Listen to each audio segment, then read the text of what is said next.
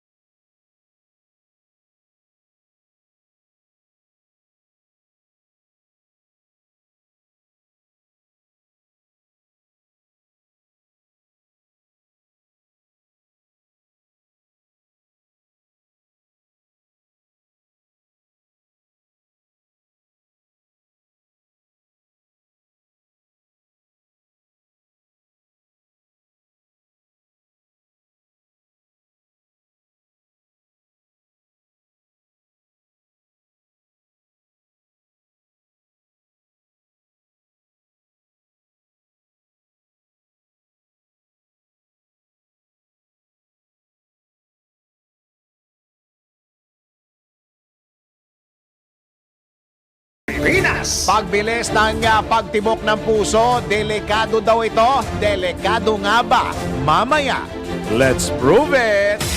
Ronda Pilipinas. Ang mga malalaking mga balita, ang mga matitinding mga pinag-uusapan, ang mga maiinit at pinagtatalunang mga issue. Lahat hagip, lahat malalaman. Hindi lang sa buong Metro at Mega Manila. Kasama na ang buong Pilipinas. Hahagupit na ang mga malalaking issue sa Ronda Pilipinas. Live na live sa DWIZ AM Metro at Mega Manila. Naka-live din sa DWIZ News FM Regional Stations. Naka-live din sa Radyo Ronda AM Radio sa Pilipinas. Live ding mapapanood sa Aliw 23 Free TV. At naka-live din sa lahat ng DWIZ Digital News accounts, Facebook, YouTube at DWIZ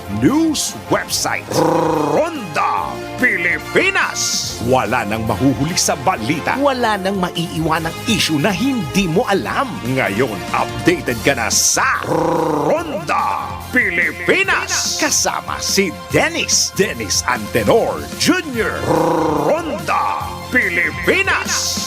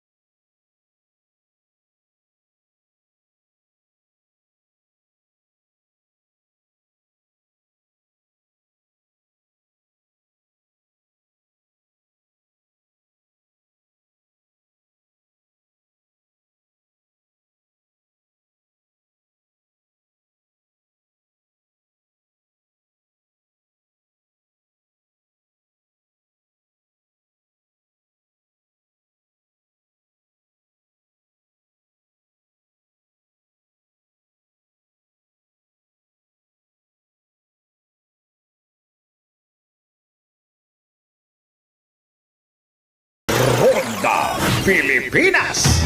Ito na ang ating magiging weather, whether we like it or not. Kinumpirma ng Pag-asa na ang mga nararanasang pag-ulan kamakailan ay senyales ng pagpasok na ng tag-ulan. Kahapon, grabe yung ulan. Ha?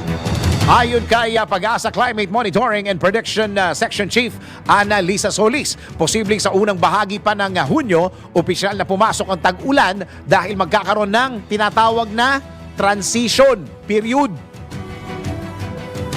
Tayo at saka meron po tayong tinatawag na pagdating ng habagat at saka po yung established criteria natin sa pag-declare. So sa ngayon po mga local thunderstorm activities po yan. So dulot pa rin yan ng mga tinatawag na sobrang init natin maghapon. So may mga frontal systems at easterlies din tayo na posibleng makapagpaulan. So yun po yung mga weather systems natin na nakaka-affect sa ngayon. Gayunman, binigyan diin ni Solis na below normal na ang mga naitalang pag-ulan at makakaranas pa rin ng drought, dry spell at dry conditions ng ilang bahagi ng Pilipinas. Although papahina or weakening itong El Nino, so yung pong lag effect nito na posible pong may mga lugar pa rin na marami pa rin po ang kakulangan, malaki pa rin ang kakulangan sa tubig ulan. Asahan pa rin po natin yun ngayong Mayo. Kung titingnan nyo yung weather, yung ano natin, ay yung up in the sky. In the sky. Tingnan mo, ang daming clouds. Baka mamaya mag-ulan yan, mamaya hapon. Kaya magdala ng payong. Isang payong kaibigan, magdala ng payong. Tinig ni Pag-asa Climate Monitoring and Prediction Chief Annalisa Solis sa panayam ng DWIZ. Ronda Pilipinas! Samantala, busina! Para sa mga motorista, asahan na ang big-time rollback sa presyo ng mga produktong petrolyo sa susunod na linggo, Mayo 14 ito ha. Ito ayon sa Department of Energy Oil Industry Management Bureau. Nasa 2 pesos 25 centavos kada litro ang tapya singil sa presyo ng gasolina. 50 centavos hanggang 85 centavos naman kada litro ng diesel. Ay, baba naman. Samantala, halos piso naman ang bawas ng presyo ng kerosene. Ayon kay DOE OIMB Director 3 Rodela Romero, bumaba mga presyo ng langis sa kalakalan sa Asia dahilan ng rollback sa presyo ng langis. Si Dennis Antenor Jr. Ronda Pilipinas! Samantala, tanggal tayo ng report. Investigasyon sa dumarami umanong Chinese students sa bansa, pinamamadali na. Alamin natin ang report ni Patrol 11 Tina Nolasco. Tina? Pinapapaspasan na ni Manila 6th District Representative Benny Abante Jr. ang resolusyon na layong imbestigahan ang lumobong bilang ng Chinese students malapit sa EDCA sites. Kasunod ito ng umano'y paglabag ng China sa anti-wiretapping law dahil sa inilabas ng Chinese Embassy na transcript ng isang umano'y usapan sa telepono sa pagitan ng mga Pilipinong opisyal ng militar at Chinese diplomata ukol sa umano'y New Deal patungkol sa Ayungin Shoal. Git ni Abante, hindi katanggap-tanggap at matindi ang naturang hakbang na anya'y panawagan upang ipaalala ang pangangailangang suriin at pagbutihin ang international security measures ng bansa. Nakababahala din anya na ganito ka-vulnerable ang communication infrastructure ng Pilipinas at dapat mapanagot ang sangkot sa naturang pag-uusap na paglabagan niya sa anti-wiretapping law, totoo man ito o hindi.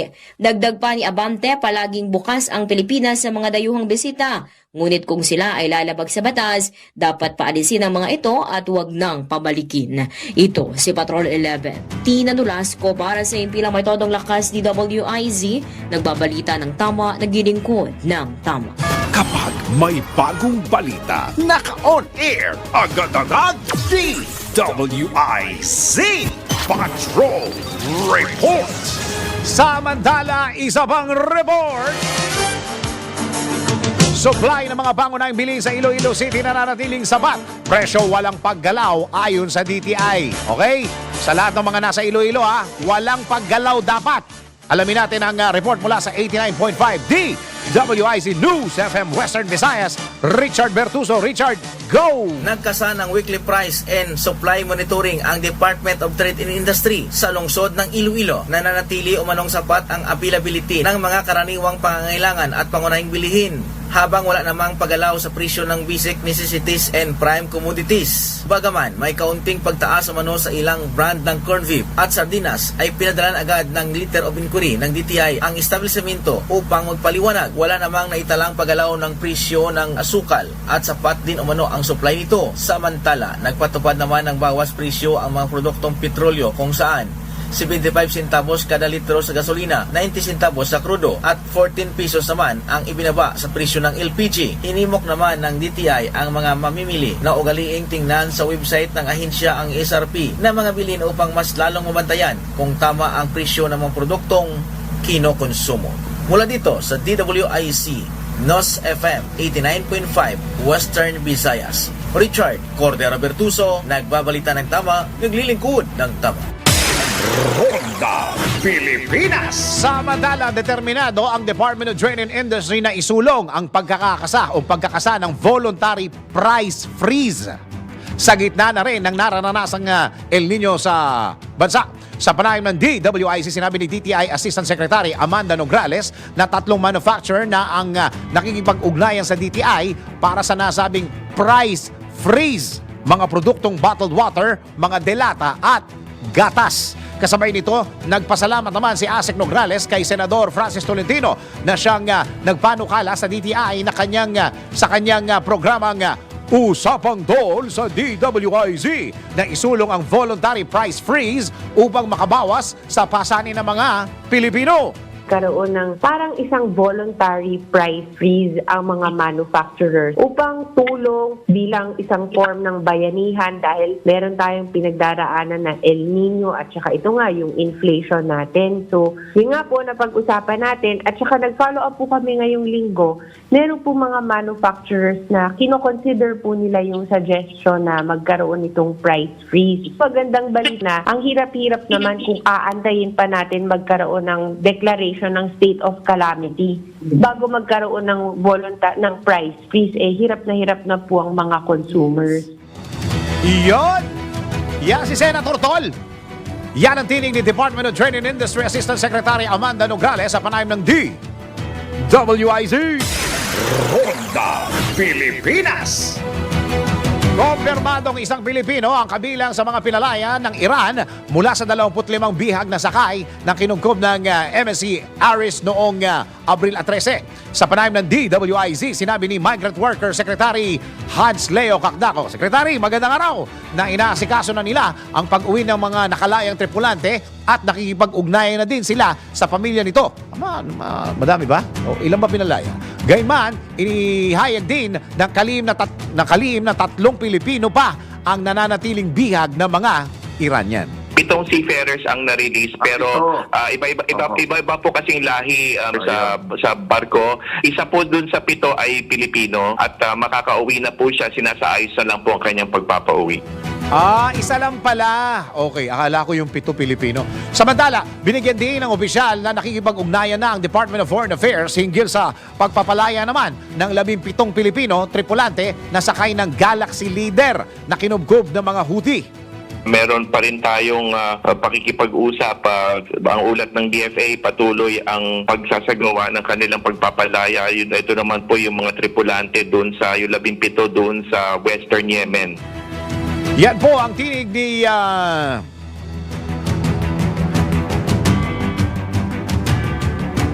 si ano yun, di ba?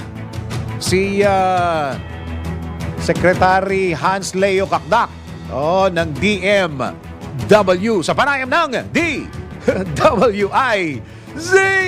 Si Dennis Antenor Jr. Ronda Pilipinas. Kasi nakalagay dito, tagapag-asa. Tagapag-asa si Secretary. Dahil nagkamali lang. Sabi ko, napunta na pala si Secretary. Kaibigan natin to Si Secretary Hans Leo Kakdak. Nanonood at nakikinig sa atin yan Hi, Secretary! Long time no see Tanggap tayo ng isang report. Isang lalaki arestado sa kasong acts of lasciviousness diyan po sa Mainaga. Nako, alamin natin mula sa 95.1 DWIZ News FM South Luzon, Naga, si Ling Rodriguez. Ling, go! Arestado ang isang lalaki sa kasong acts of lasciviousness sa Bonnet Compound, Barangay Peña Francia, Naga City kahapon. Ayon sa ulat ng Naga City Police Station, kinilala ang suspect na si Noel, 49 years old, single, isang construction worker at residente ng nasabing barangay. Inaresto ang suspect sa bisa ng warrant of arrest sa ilalim ng criminal case number 2024-0489 na inilabas ni Judge Jeanette San Joaquin na may piyansang 180,000 pesos. Nasa kustodiya na ng Naga City Police Station 3 ang suspect para sa kaukulang disposisyon. Mula dito sa 95.1 DWIC Kamzur Naga, Ding Rodriguez, nagbabalita ng tama, naglilingkod ng tama. Ronda Pilipinas. Samantala, isa pa pong report. Desisyon sa pagpapalawig ng deadline para sa repair ng Ungka Flyover, pinag-aaralan na ng DPWH Region 6. Alamin natin mula sa 89.5 DWIC News FM Iloilo, Western Visayas. Nagbabalik sa report si Richard Bertuso. Richard, go! Kasalukuyang sinuri ng Department of Public Works and Highways o DPWH Region 6 kung palawigin pa ang deadline ng Monolithic Construction and Concrete Products Incorporated, ang kontraktor na responsable sa Phase 1 repairs nasira na Ungka Flyover. Ayon kay Regional Director Sunnyboy Oropel, ang 680 million na proyekto na matatagpuan sa Barangay Ungka 2, Pavia, Iloilo ay nagsimula ng jet grouting operations noong Enero 8, 2024 na may nakatakdang pitsa ng pagtatapos noong Mayo 6, 2024 sa ilalim ng kontrata na humigit kumulang na nagkakalaga ng 95.95 million. Gayon pa man, inihayag ni Oropel na ang rate ng pagkumplito ng Phase 1 ay kasalukuyang nasa 47 hanggang 50% lamang. Ang mga alalahanin ay lumitaw kung ang kontratista ay bibigyan ng extension o maharap sa maparusa para sa mga pagkakaantala, habang ang DPWH Region 6 ay naharap sa ilalim ng hamon sa panahon ng proseso ng jet grouting. Anumang desisyon na palawigin ang deadline ay gagawin lamang pagkatapos ng masusing pagsusuri. Sinabi rin ni Oropel na bago magdesisyon kung magpapataw ng mga danyo sa kontraktor dahil sa hindi pagsunod sa timeline ng proyekto, magsasagawa ang DPWH Region 6 ng detalyadong pag-aaral upang matukoy ang ugat ng pagkantala. Ang mga potensyal na hamon na nakaapekto sa timeline ng proyekto ay kinakabilangan ng mga underground utilities tulad ng mga pipeline ng tubig, internet, telepono at mga wire ng telecommunication na hindi nakikita hanggang sa nabunyag ng proseso ng jet grouting. Bukod pa rito, ang mga pattern ng trapiko ay nakaka-impluwensya sa mga oras ng trabaho sa flyover na naglilimita sa kakayahan ng kontratista na magsasagawa ng tuloy-tuloy na operasyon sa ilalim ng flyover. Kasabay ng isinasagawang pagsasaayos, ipinagliban ang bidding para sa Phase 2 ng rectification project na sumasaklaw sa karagdagang trabaho sa Pier 4, 5 and 6 ng flyover na may budget na 200 million. Si Adam Abinales ng Abinales Associates Engineer ay nagrekomenda ng pag-install ng mga karagdagang board piles upang makabuluhang mapataas ang kapasidad ng group pile sa base ng mga apektadong pier, kasunod ng isang detalyadong geotechnical na investigasyon na nagpakita ng malambot na kondisyon ng lupa sa kabila ng pagbabarina. Mula dito sa DWIC NOS FM 89.5 Western Visayas, Richard Cordero Bertuso, nagbabalita ng tama, naglilingkod ng tama. Ronda Pilipinas. Uy, doon sa mga nagpapalpitate ay mga medyo pagbilis ng pagtibok ng puso. Nako, sinasabi ho nila, delikado ho yan. Napakadelikado niyan. Oo. Sige, eto, alamin natin. Ang pagbilis ba ng pagtibok ng puso, delikado nga ba ito sa ating pangangatawan? Tara, let's prove it. Bago maniwala sa mga claim-claim na yan, patunayan na yan sa Let's Prove It. Nakakaranas ba kayo ng pagbilis ng tibok ng puso? Yung tipong akala mo may dumadagundong sa iyong dibdib. Delikado nga bang bumilis ang pagtibok ng puso? Tara, let's prove it! Ayon sa healthline.com na maaaring mauwi sa sakit sa puso ang labis na palpitation tulad ng arrhythmia o ang irregular na pagtibok ng puso. Ang palpitation o ang pagbilis ng tibok ng puso ay maraming factors gaya ng stress, exercise, medication, medical condition o pag-inom ng kape. At kapag hindi naagapan ito ay posibleng magdulot ng pagkamatay, cardiac arrest, stroke at heart failure. Kaya't kapag nakakaranas ka ng kakaibang pagtibok ng puso, maaaring magpakonsulta na sa doktor kung saan inirekomenda nila ang basic diagnostic na electrocardiogram o ECG at blood chemistry. Kailangan magpa-check up kayo, ha? Okay, sige. Pag-usapan naman natin ang Rice Tariffication Law. Paano kalang amyenda sa Rice Tariffication Law handang i-certify as urgent ni PBBM? Subalit, may tulong nga ba ito para mapababa ang presyo ng gasbi o bigas? Alamin natin yan sa isang special siyasan report. Malalimang pag-alam ng mga detalye para maitama ang mga maling balita sa Siyasat. DWIZ Investigative Report.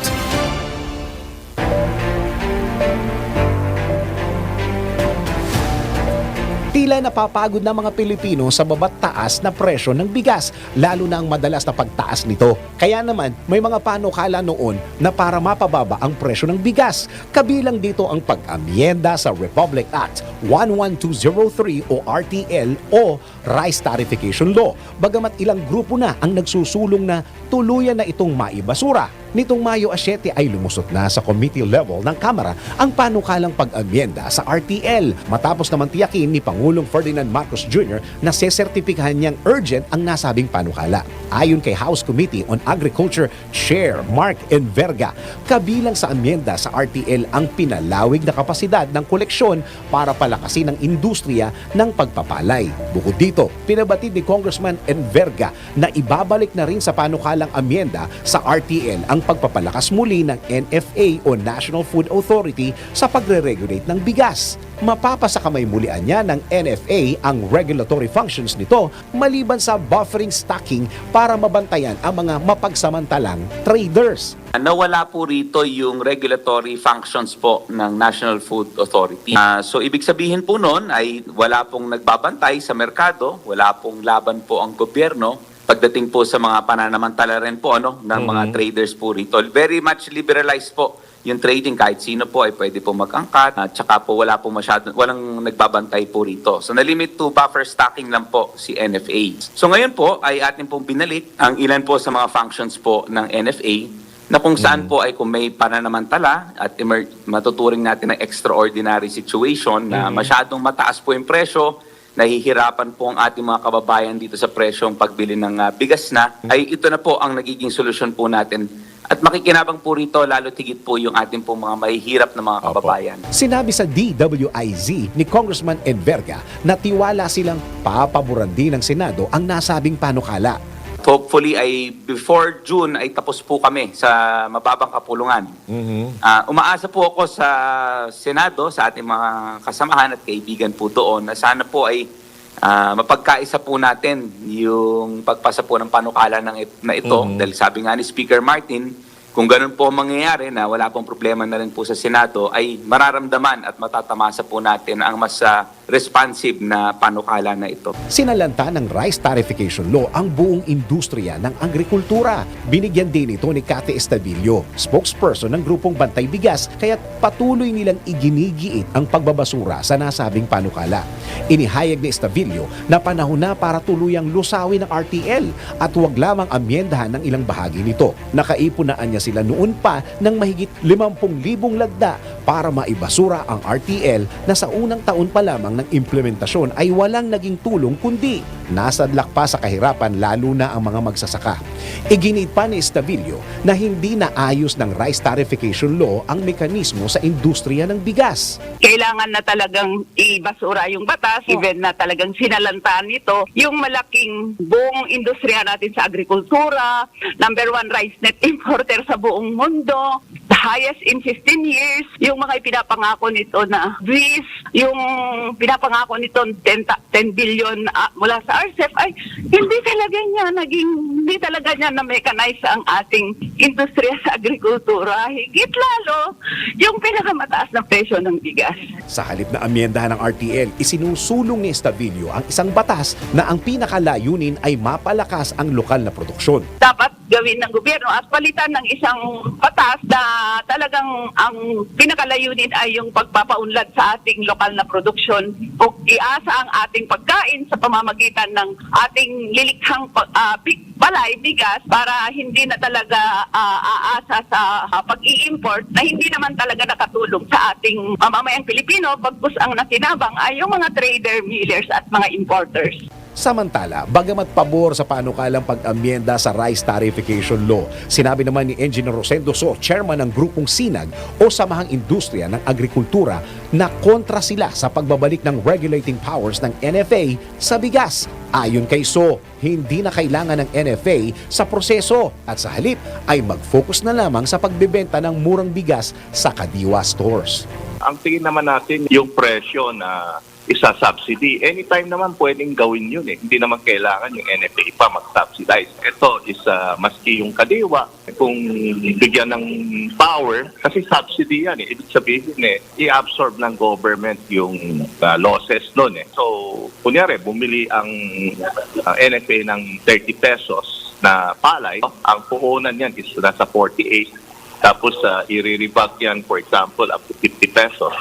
So yung subsidy na 20 pesos, ibibigay naman yun para makabenta ng mas mababang presyo. So ibig sabihin, hindi na kailangan yung NFA pa.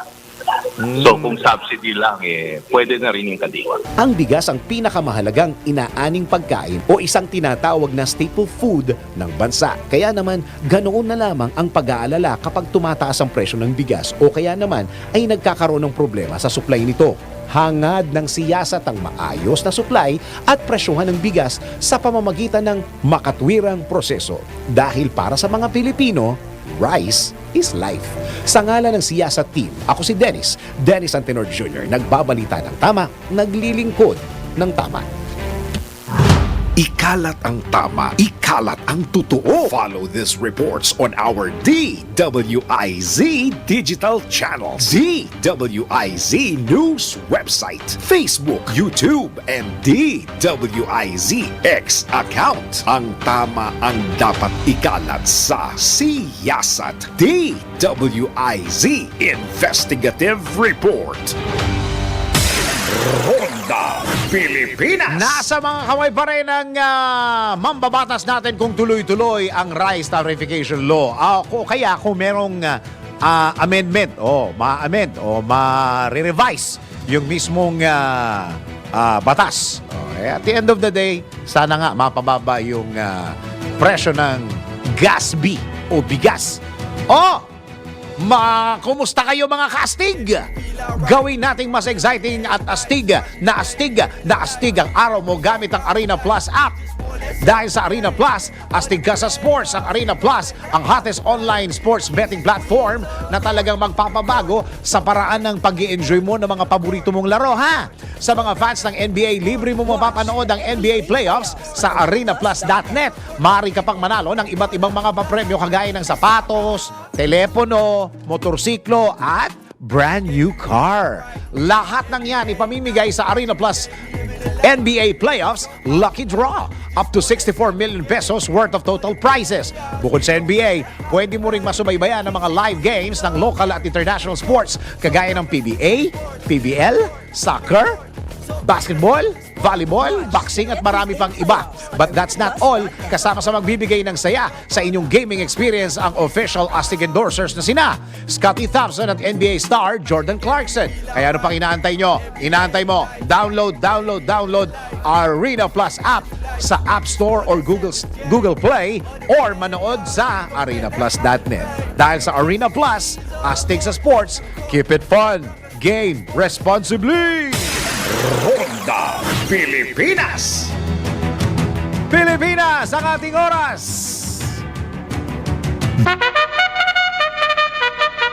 Iyon! Oras mo natin 33 minuto makaraan ng alas 10 ng morning. Ronda Pilipinas. Si Dennis Antenor Jr. Ronda Pilipinas. Tuloy-tuloy ang mga balita at impormasyon sa Ronda Pilipinas. Tayo'y i-update natin yung ating mga sarili regarding dito sa effort na ginagawa ng gobyerno para dito sa mga naapektuhan ng El Nino. Okay, nasa linya po natin ang Assistant Secretary for Radio Presidential Communications Office, PCO, at El Nino Task Force Spokesperson. Ang daming trabaho ni Asik. Okay, si Asik Joey Villarama. Asik, kumusta ka na? Magandang umaga, Sir Dennis. Magandang umaga sa iyo mga taga-subaybay. Okay naman, nasa Zamboanga City ako ngayon. Uy, Asik nagkukwentuhan kami ni Hias dito. Marami siyang kwento tungkol sa'yo. Ay, ano kaya? Marami siyang kinukwento tungkol sa'yo. Totoo ba to yung chismis na pag nagkikita-kita daw, mahilig ka daw manlibre ng kape? Oh, tingnan mo yan, ha? Maganda yung sinabi ko, yes, ha? Wala. Libre naman ang kape. Libre naman daw ang kape. Lalo na sa PCO. Overflowing ang kape. Okay, Asek, total nasa Zamboanga ka. Ang binigyan ba ng tulong ni Presidente yung magsasaka lang kasama yung fisherman? Actually po, ang program po is Presidential Assistance to Farmers, Fisherfolk, and their families. Yun. So, kahapon po, nabigyan din po ng tulong yung mga dependent po na apektado po ng El Nino. So, kahapon po, ang inuna po ng Pangulo ay yung Zamboanga Peninsula dahil dito po yung isa sa mga unang resyon na napinsala ng El Nino sa simula pa lamang. Oo. So, nandito siya ngayon, kahapon. Ngayon, katatapos lang ng programa sa Sultan Kudarat, papunta naman siya sa South Cotabato, sa Jensan. Oh, okay. So, ibig sabihin, Asek, dalawa po yung natulungan ni Presidente nabigyan ng tulong. Yung mga kababayan natin na mangingisda at saka magsasaka. Magsasaka, mangingisda, pati rin po yung mga pamilya po ng mga apektado po. Oo. Since nandyan na po kayo sa Zamboanga, Asek, magkano ba, gano'ng kalaki ba ang pinsala ng El Nino dyan sa area na yan? Actually po, dito po, I don't have the specific figures for the region, pero po kasi sa Mindanao, marami talaga pong nagdeklara na ng state of calamity. Yung mga probinsya po talaga na nagdeklara like South Cotabato, Basilan po, pati po ang buong region ng BARM kasama. So kaya po inuna po talaga ng Pangulo. Meron din po ditong nagdeklara ng state of calamity dahil sa water crisis. Meron din po dahil sa pinsala sa agrikultura. Kaya minabuti po talaga ng Pangulo na mauna dito. Although mag-iikot naman siya sa buong Pilipinas para po mag-abot po ng tulong galing po sa Office of the President on top of what the other agencies are already doing and giving po. Naka-state of calamity ba? Naka-declare ba ang state of calamity dyan sa may Zamboanga, Asek? Ang Zamboanga City po, isa po sa mga nauna po, pero ang kanila pong reason is water crisis po. So, Water crisis, state of calamity po ang Zamboanga City. Oo, palagay ko, parang isa yata sila sa mga umiiyak na nawawala na ng pondo, Asek, no? Kaya kailangan talaga yung tulong ng national. Opo, kailangan po. Kaya nga po hinihikayat po talaga, hindi lamang po ng Department of Agriculture, pati po ng national government kung pasok po tayo dun sa criteria ng pagdedeklara ng state of calamity para po magamit yung local calamity fund at pumasok po yung tulong ng national government magdeklara po ng state of calamity.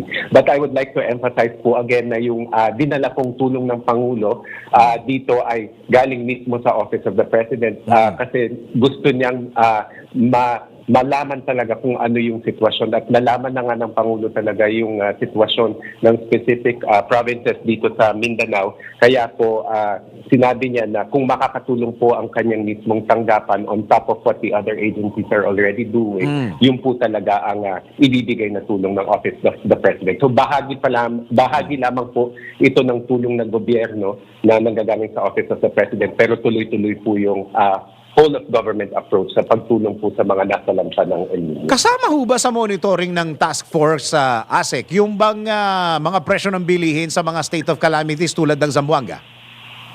Tama po yan, Sir Dennis. No? So, kapag nagdeklara po ng state of calamity ang isang LGU, automatically po meron pong price freeze for 60 days. Pero po doon sa mga hindi nagdeklara ng state of calamity, baka posible pong may manamantala kasi meron po tayong natatanggap na ulat na hindi nga tumutubo yung mga pananim ng mga magsasaka. For example po, sa Cordillera meron pong napinsala mga gulay, alam naman po natin na marami pong gulay na nanggagaling doon. So baka may magsamantala po at itaas ang presyo ng mga lechugas, ng mga sitaw, at ng carrots at ng iba't iba pang gulay. So binabantayan po yan talaga ng Department of Agriculture at ng DTI para po hindi po magtaas ng presyo sa mga pangunahing bilihin. Oo, kasi pagka ganitong kalaki yung pinsala, ASEC, baka mamroblema tayo sa food supply on a national scale, ASEC, ano? Opo, sa ngayon po, wala pa namang nakikitang ganyan scenario ang Department of Agriculture, particularly po sa supply po ng bigas. Actually, yung huling anihan po from the last cropping season, nakadagdag po yan to augment our rice supply. So hindi pa naman po nakikita ang pangangailangan po para magdagdag po ng importasyon. Although yung sa rice supply natin for the year, nandun na po yung regular imports o yung naikalendaryo na po na pag-aangkat ng bigas para po meron po tayong supply until actually third quarter of this. Oo. Asek, ito na yung nakalimutan ko na tanong nung last na nag-usap tayo. Kumusta na ho yung update dun sa pagbibigay natin? Ano ba binibigay natin dun? Mga solar power, water pump po ba yun, Asek? Opo, depende po yan sa pangangailangan talaga nung probinsya o nung LGU na humingi ng tulong. Opo. So, meron pong humihingi po talaga ng fuel lang for the Makinarya. yung gas-driven pumps. Opo. Opo. Meron po talagang mangangailangan ng mas malakihan. Yun yung solar-powered irrigation system Yes. na naibigay po sa Mimaropa pati po sa Calabarzon. So, tapos meron din pong high-value crop seeds, meron din po na high resistance. So, depende po sa pangangailangan po ng humihingi po na LGU ang tulong na ibinibigay ng gobyerno. Okay. Siguro after Zamboanga, saan ho ang punta ni Presidente at ng mismong El Nino Task Force, Asek? Opo, katatapos lamang po ng program ng pagbibigay ng tulong ng Office of the President sa Sultan Kudarat. So ang susunod naman po ay sa General Santos. Around this time, I would guess nandun na po o papunta na po ang Pangulo. Pero in the coming weeks, meron pa pong mga probinsya sa Mindanao na pupuntahan. Pero wag po mag-alala ating mga kababayan sa Visayas at Luzon dahil mapupuntahan din po yan ng Pangulo. Ang sabi niya kahapon sa talumpati niya dito sa Zamboanga City, wala pong maiiwanan na rehiyon, wala pong probinsya na makakaligtaan at ang ginagawa niya po, ang Malacanang na po ang pupunta mismo sa mga mamamayan para po malaman talaga ang kanilang pangangailangan. Oo, dahil isa yan sa mga utos ni Pangulo na yung mismong ahensya na ang direktang pumunta sa mga magsasaka o sa mga apektado talaga ng El Nino, Asek, hindi ba? Order niya yan eh. Opo, tama. Tama po yan. Bukod sa direktibang yun, siya mismo, hindi na po siya nagpatumpik-tumpik at siya na mismo ang pumunta kasi ayon sa kanya, hindi sapat yung mga ulat na nakikita niya sa media, yung mga report na natatanggap niya sa mga ahensya. Gusto niyang siya mismo ang makipag-usap sa mga apektado ng El Nino. Yun. Asek, maraming salamat po sa oras na binigay niyo sa DWIZ at ingat po kayo. Maraming salamat sa pagkakataon as always, Sir Dennis, at kamusta kay Ate Hiat. Magandang umaga sa inyo lahat. Salamat po. Assistant Secretary for Radio, Presidential Communications Office, PCO, at El Nino Task Force Spokesperson, Asek Joey Villarama. Ronda Pilipinas. Sa mga taga Pavia, Iloilo, Iloilo City, mga Ilogos, Happy Carabao Karosa Festival sa inyo. Ang celebration nila, kailan? Sa Mayo nung May 3. Belated. Belated happy fiesta. Sa mga nahihirapang mag-isip ng ihahanda sa maparating yung celebrations, siguradong mabubusog ang inyong mga loved ones sa Comea. Mapa anniversary, birthday o simpleng merienda, tiyak mabubusog ang buong pamilya sa Comea Bihon, Palabok at Sotanghon. Lahat ng selebrasyon ay sasaya basta't busog ang buong pamilya. Ibig kong sabihin, Comea 3Q Bihon, masarap talaga. At sa lahat ng mga nagse-celebrate ng kani-kanina mga fiesta, Happy Fiesta! Ayan. Okay, ready na ba kayo? Mga ka-Bingo Plus sa ating DWIZ Bingo Plus numero Panalo! Kombinasyong tama, malaki ang tama. Makinig mabuti dahil babanggitin na ng DWIZ. Announcer ang tamang kombinasyon ng letra at numero. DWIZ. Numero Panalo. Hatid ng Bingo Plus. Bingo sa saya, plus sa panalo. Meron kang chance manalo ng 1,000 pesos, 500 pesos kapag tama ang 5 combinations, another 500 pesos kapag meron kayong Bingo Plus app. Simple lang manalo, kailangan lamang abangan ng 5 letter and number combination sa mga programa ng DWIZ. At i-text ang sagot sa 0960-880-6424. Kasama ng inyong pangalan, /edad, /address, /5 combination of the day. At para sa ating ikalawang kombinasyon ko para sa araw na to, sa letrang I, 25. Abangan mamaya sa Balitang Bayan ng ikatlong kombinasyon. Tandaan, pag bingo sa saya plus sa panalo! Pwede mo nang isend sa text number na binigay ng DWIZ announcer o kaya i-PM na sa DWIZ Facebook. Kung hindi pa, wait pa ng ibang kombinasyon hanggang makumpleto ang numero panalo.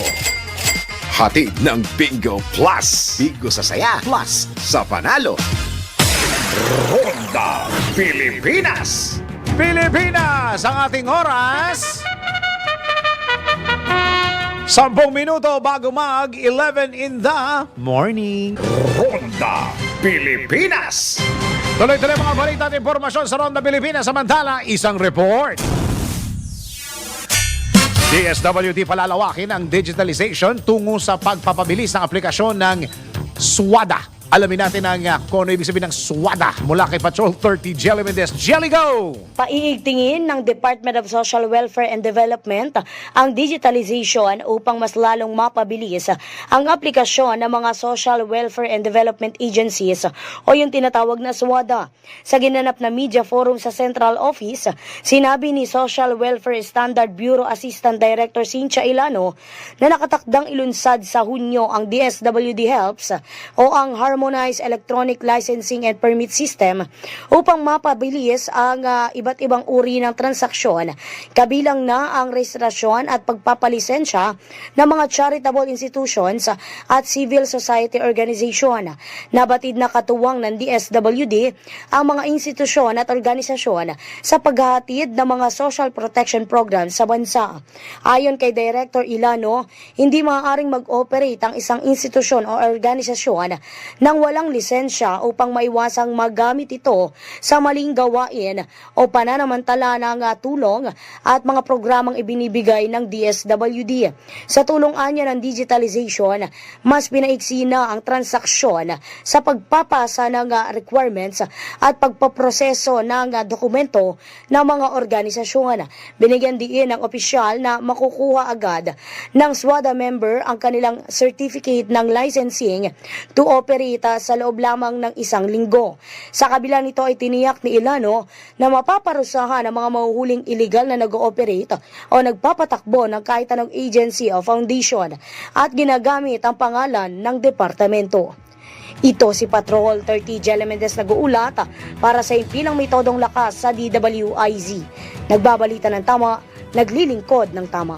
Kapag may bagong balita, naka-on air, agad-agad, DWIZ Patrol Report.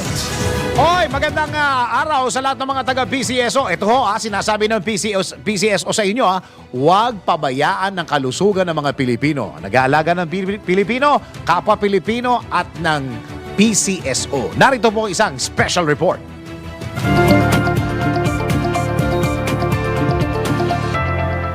Walang mahihirapang Pilipino pagdating sa problemang medikal dahil maraming alok na libreng serbisyo ang PCSO. Ayon kay Dr. Ruel Aparato, Medical Services Department Chief, na mahalaga na pangalagaan ng mga Pilipino ang kanilang kalusugan. Nakakatuwa po, kaya libre po lahat to. Sana po masamantalan ninyo dahil siyempre gusto rin natin lalo ng mga pasyenteng hindi maka-afford. Gagawa tayo ng paraan po na magagawa natin para lang siyempre huwag naman papabayaan ang inyong mga health. Paalala naman ni Dr. Ruel na huwag pabayaan ang kalusugan dahil nakaalalay naman ang PCSO para sa mga Pilipino. Huwag naman gagawin yan. Marami na akong experience sa ganyan na dahil sa kakatipid lalo nagiging magastos. And nagagawa naman ng paraan yan. Hindi naman babawa, naresetahan kayo ng mahal. Gagawa tayo ng paraan. Kung pwede naman yung ibang gamot na lang na makakamura, kami gagawa dito ng paraan. Kung meron dito, lalo na mas maganda. Libre yung gamot. At yan ang report na hindi umuurong sa pagtulong. Angelo Bainyo, nagbabalita ng tama, naglilingkod ng tama. Hoy, alam nyo ba na ang katumbas ng bawat taya sa Philippine Charity Sweepstakes Office o PCSO ay kawang gawa? Sa bawat ticket mo, siguradong may matutulungang Pinoy sa kanilang pangangailangan medikal. Dahil sa PCSO, basta kawang gawa at pagtulong, hindi kanila uurungan. Kaya palaging tandaan, ang bawat taya may kawang gawa. Ronda Pilipinas. Samantala, para sa ating balitang sports, TNT at Rain or Shine handa na sa kanilang pagtutuos sa Season 48 Philippine Cup Playoffs ng PBA. Sports news mula kay Daryl Justin. Sa mundo ng palakasan, ang latest malalaman sa DWIZ Sports News. Aarangkada na ang playoffs ng PBA Season 48 Philippine Cup. At isa sa mga inaabangang serye sa first round ang tagisan sa pagitan ng TNT Tropang Giga at Rain or Shine Elasto Painters. Matatandaan na ang dalawang koponan ang nagbukas ng Philippine Cup noong Pebrero at sa pagkakataong ito, malalaman kung sinong koponan ang maagang matatapos ang season. Inamin naman ng TNT head coach na si Chot Reyes na hindi na sila ang mighty team na nakilala dati. Ngunit sa kanilang mga veteranong manlalaro gaya ni Jason Castro at Kelly Williams, nakalusot sila noong elimination round at nakuha ang 4th seed sa conference. Samantala, dumepende naman ang Elasto Painters kay Bo Belga upang iangat ang Rain or Shine na nagkaroon ng 0-4 win-loss record noong nagsimula na ang Philippine Cup. Magsisimula na mamayang gabi ang Game 1 ng dalawang koponan. That portion was brought to you by Arena Plus. Sa Arena Plus, astig sa sports. Download Arena Plus app now in App Store or Google Play. You can watch it also on arenaplus.ph. Ronda Pilipinas. Okay, maraming salamat. Yan po ang kabungan ng mga balita at impormasyon sa Ronda Pilipinas. Ay, teka muna. Happy birthday muna. Uy, birthday ba niya ngayon? Pambihira. Oh. Happy birthday kay Engineer Eugene Castro ng Aliw and DWIZ Chief Network Engineer. Engineer, pambirat. Ka-birthday mo pala ang Aliw? Happy birthday din kay Miss Salve Nopia ng DWIZ FAO Legazpi, South Luzon. Happy birthday sa lahat ng mga nagbo-birthday today. At happy birthday! Yan. Happy birthday. God bless you. May you have many more birthdays to come. Maraming salamat, Pilipinas. Yan ang kabuuan ng mga programa, balita at impormasyon sa Ronda Pilipinas. Ako po ang inyong naging tagapagbalita. Ako si Dennis.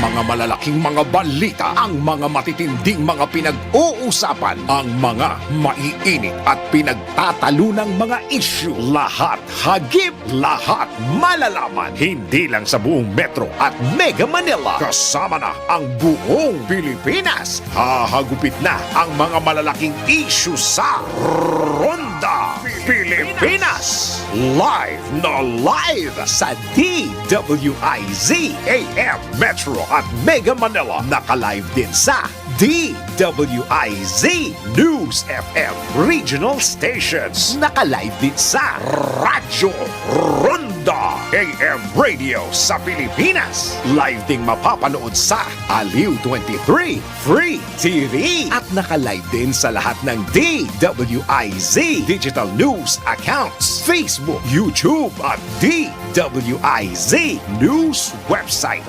Ronda Pilipinas. Wala nang mahuhuli sa balita. Wala nang maiiwanang issue na hindi mo alam. Ngayon, updated ka na sa Ronda Pilipinas. Kasama si Dennis Antenor Jr. Ronda Pilipinas. Monday to Friday, 10 a.m.